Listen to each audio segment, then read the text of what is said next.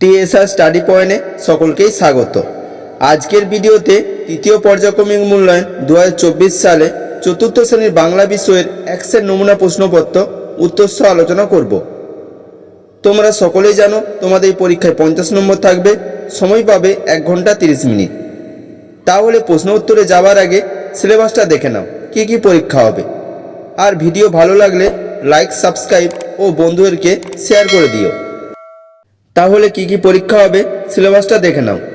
Syllabus: Bagha Jatin, আদর্শ ছেলে, উঠো গো ভারত লক্ষ্মী, যতীনের জুতো, হেয়ালি নাট্য, নইলে, ঘুমপাড়ানি, মায়াদ্বীপ, ঘুম ভাঙানি। এই অধ্যায়গুলি তোমাদের পাঠ্য বই থেকে পরীক্ষা হবে।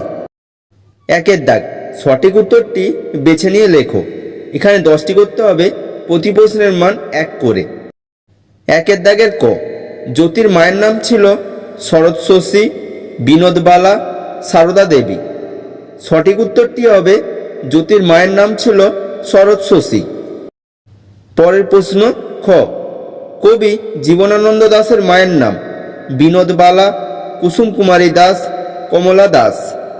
সঠিক উত্তরটি হবে কবি জীবনানন্দ দাশের মায়ের নাম কুসুম কুমারী দাস। নেক্সট কোশ্চেন গ, যতীনের প্রতি মাসে 1 জোড়া ধুতি, চটি, স্লেট লাগে। সঠিক উত্তরটি হবে যতীনের প্রতি মাসে 1 জোড়া চটি লাগে।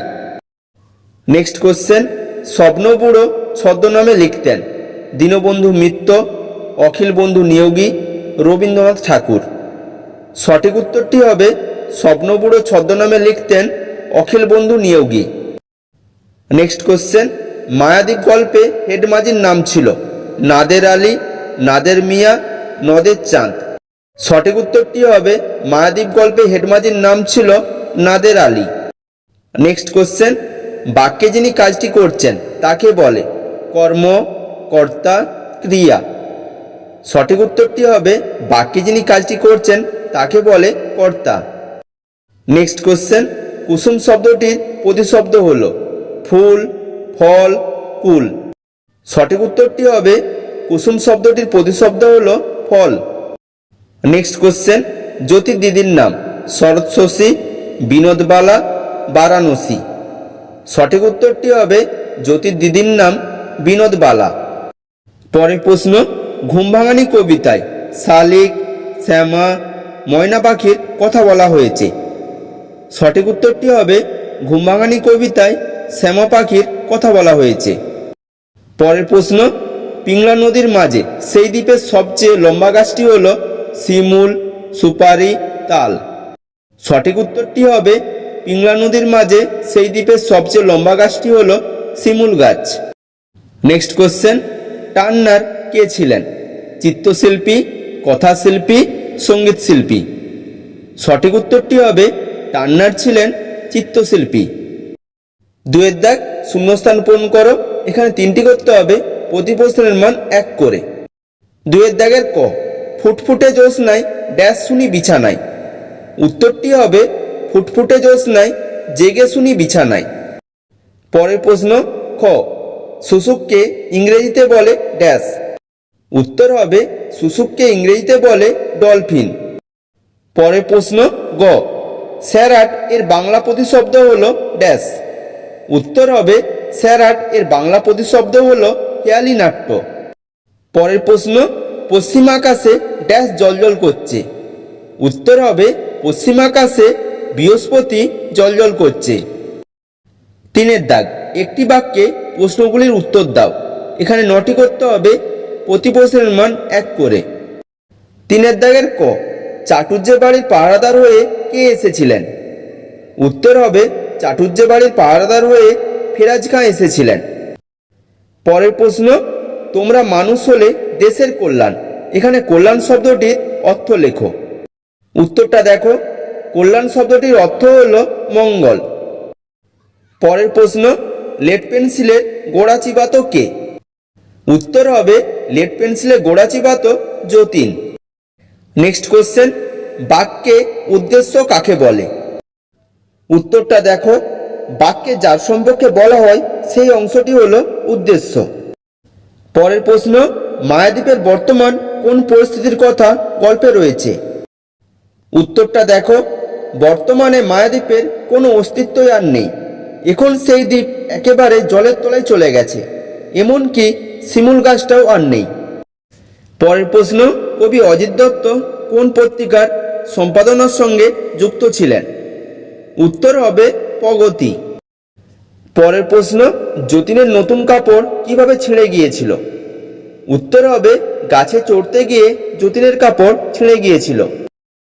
পরের প্রশ্ন, জ্যোতি কোন স্কুলে ভর্তি হয়েছিল? উত্তর হবে জ্যোতি কৃষ্ণনগরের অ্যাংলো ভার্নাকুলার হাই স্কুলে ভর্তি হয়েছিল। পরের প্রশ্ন, 1893 সালে জ্যোতির বয়স ছিল 14। কত সালে জ্যোতির বয়স 7 বছর ছিল?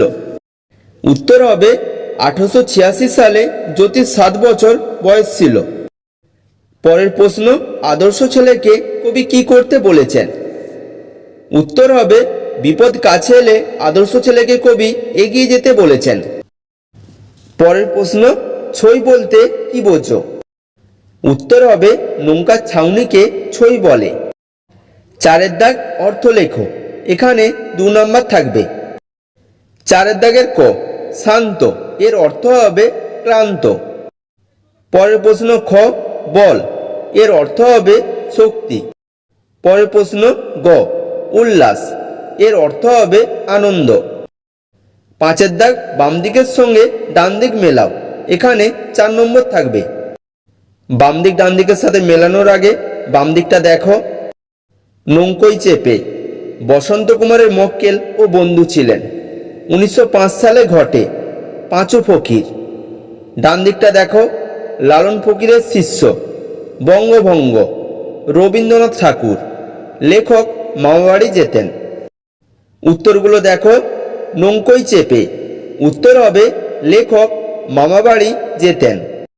পরের প্রশ্ন, বসন্ত কুমারের মক্কেল ও বন্ধু ছিলেন, উত্তর হবে রবীন্দ্রনাথ ঠাকুর।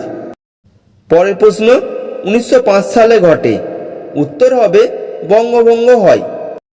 পরের প্রশ্ন, পাঁচু ফকির, উত্তর হবে লালন ফকিরের শিষ্য।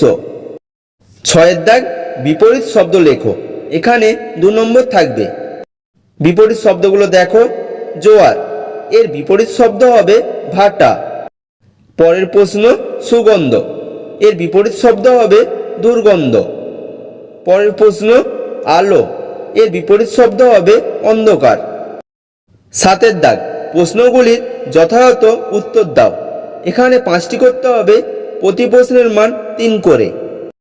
7 দাগের ক, কে কাঁঠাল চুরি করেছ কথাটি কে জানতে চেয়েছিলেন? জ্যোতি কি জানিয়েছিল?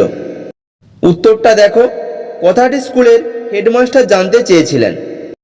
যখন স্কুলের কেউ অপরাধ স্বীকার করতে চাইল না, তাই দেখে জ্যোতি কবুল করল যে সে একাই কাঁঠাল পেড়ে খেয়েছে এবং বন্ধুদের ভাগ দিয়েছে। পরের প্রশ্ন খ, একটা জিনিসের যতীন খুব যত্ন করত, কোন জিনিসটির যত্ন যতীন কিভাবে করত? উত্তরটা দেখো, যতীন তার ঘুড়ির খুব যত্ন করত। যে ঘুড়িটি তার মনে লাগতো সেটিকে সে জোড়ার তাড়া দিয়ে টিকিয়ে রাখত। খেলার সময়টা সে প্রায় ঘুড়ি উড়িয়ে কাটিয়ে দিত। ঘুড়ি ছিঁড়ে গেলে সে আঠার জন্য রান্নাঘরে গিয়ে উৎপাত করত। ঘুড়ির লেজ লাগাতে বা সুতো কাটতে কাঁচির দরকার হলে সে মায়ের সেলাইয়ের বাস্ক ঘেঁটে ঘন্ট করে দিত।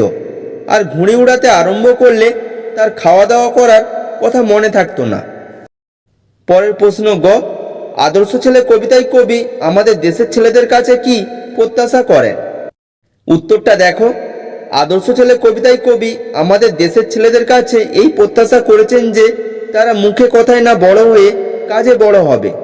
হাসি মুখে তেজ ও বলের দ্বারা সে মানুষে উঠবার পণ করবে। বিপদ দেখে তারা এগিয়ে যাবে, মিছিমিছি সে ভয় পাবে না। হাতের কাজ ও পরিশ্রমের সঙ্গে খেটে সে নিজের শক্তি দেশের কাজে দান করবে। প্রকৃত মানুষ হয়ে দেশের কল্যাণ সাধন করবে।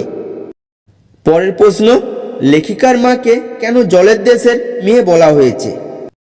উত্তরটা দেখো, লেখিকার মায়ের বাপের বাড়ি যেতে গেলে জলপথে যেতে হয়। এই পথে যেতে গেলে ধলেশ্বরী ও ইচ্ছামতী নদী পেরিয়ে যেতে হয়।